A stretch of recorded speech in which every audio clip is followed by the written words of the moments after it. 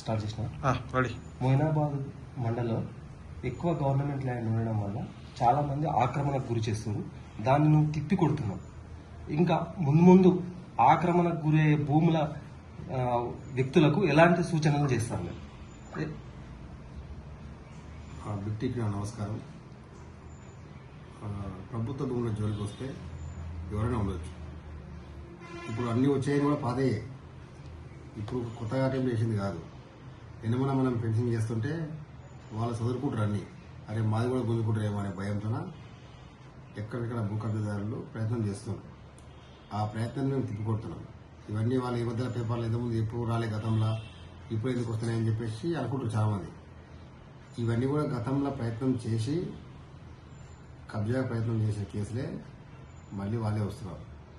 నేను కూడా సూచన చెప్తా ఉన్నా, నా సలహా కానీ వార్నింగ్ కానీ గవర్నమెంట్ ల్యాండ్కి సంబంధించిన ఏదైతే ఉందో ఈ మండలంలో తోలుకట్ట కానీ, కనకమామిడి కానీ, అజీజ్ నగర్ కానీ, చిలుకూరు కానీ, పెద్దమంగళం కానీ ఈ గ్రామాల లోపల గవర్నమెంట్ ల్యాండ్ ఎక్కువ ఉన్నది.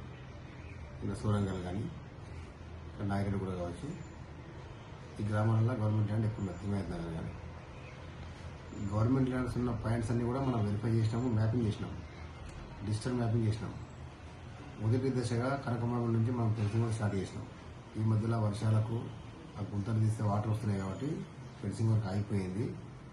మళ్ళీ ఈ 2 రోజులు మళ్ళీ స్టార్ట్ చేస్తున్నాం.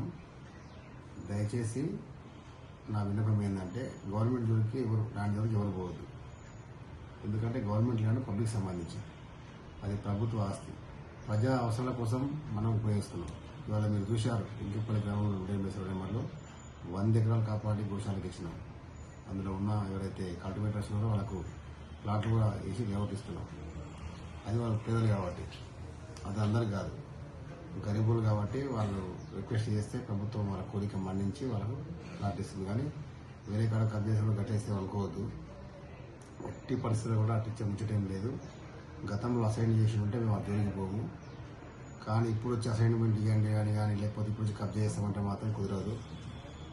గతంలో కూడా చాలా ఒకటి జరిగినాయి, వాటిని తీస్తున్నాం. మనం ఇక్కడ చాలా మొయినాబాద్ అనేది ఒక హైదరాబాద్ పక్కన నగరానికి నడుపుకుంటున్న అనుభవం ఉంది కాబట్టి చాలా డెవలప్మెంట్ యాక్టివిటీస్ వస్తూ ఉన్నాయి.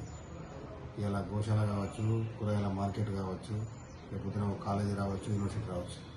ఇదే తోలుకట్ట గ్రామంలో సర్వే నెంబర్ 92 103 సర్వే నెంబర్లో 20 ఎకరాలు మనం రెసిడెన్షియల్ ఇంటిగ్రేటెడ్ రెసిడెన్షియల్ హాస్టల్కి ఇచ్చినాం. అసలు ఆ భూమి ఎవరు తెలియదు.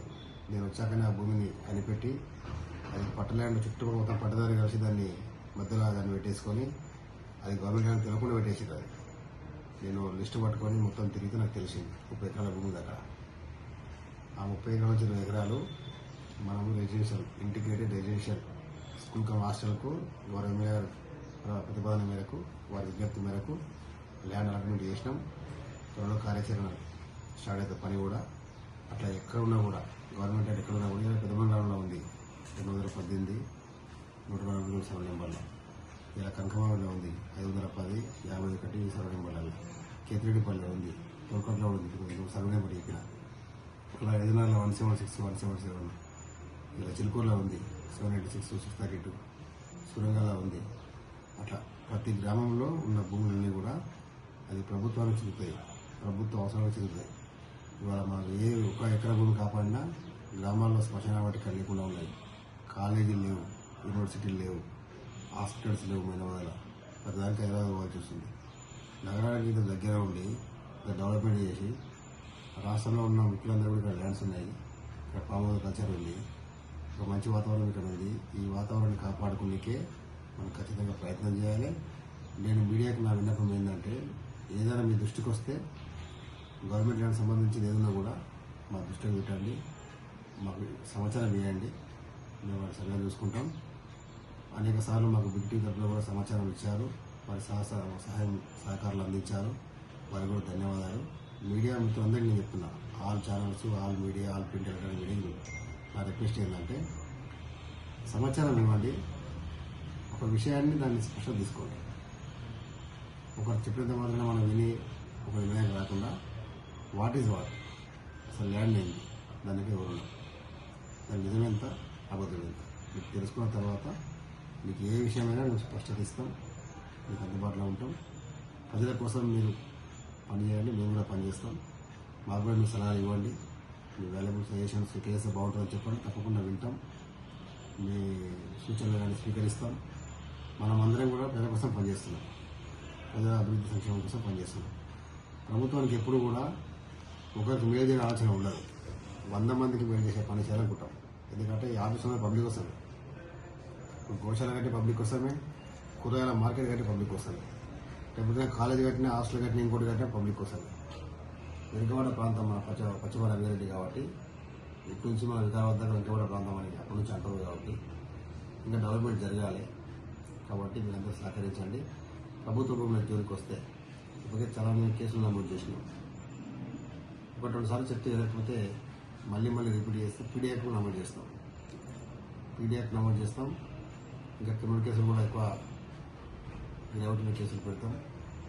అంటే మనం ఒకసారి అవకాశం ఇస్తాం, ప్రయత్నాన్ని అడ్డుకుంటాం, మంచి వార్నింగ్ ఇస్తాం.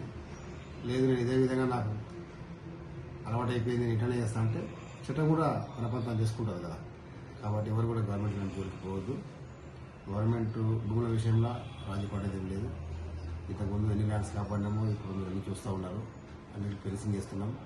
మొదటి దశలో 300 ఎకరాలకు మనం ఫెన్సింగ్ చేస్తున్నాం.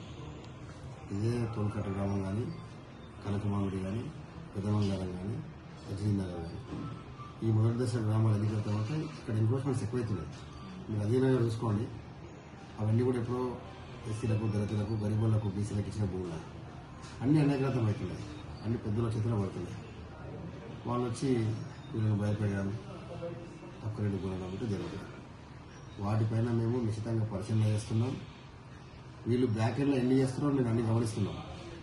అంటే మమ్మల్ని ఎవరు చూస్తలేరు కదా, మేము అమ్ముకుంటాం, నోటరీలు చేస్తాం, రిజిస్టర్ డాక్యుమెంట్ చేస్తామంటే తప్పుడు డాక్యుమెంట్లు చేస్తే, ప్రభుత్వ భూముల మీద రిజిస్ట్రేషన్ చేస్తే వాళ్ళ మీద చర్యలు తీసుకోమని గౌరవ న్యాయస్థానం భాస్కర్ రెడ్డి గారు స్పష్టమైన ఆదేశాలు ఇచ్చారు. మన మొయినాబాద్ అజీనగర్ గ్రామంలో 176 నెంబర్ల రిజిస్ట్రేషన్ గురించి దాన్ని బేస్ చేసుకొని అందరి మీద కేసులు నమోదు చేస్తాం. రిజిస్ట్రేషన్ డాక్యుమెంట్ చేసిన కేసులు పెడతాం.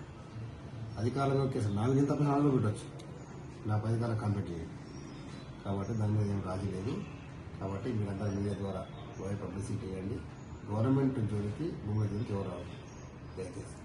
పట్టలేని విషయం ఉంటే మీరు ఏ పరంగా చెప్పండి, న్యాయబద్ధంగా మీకు ఇబ్బంది కలగకుండా పనిచేస్తాం.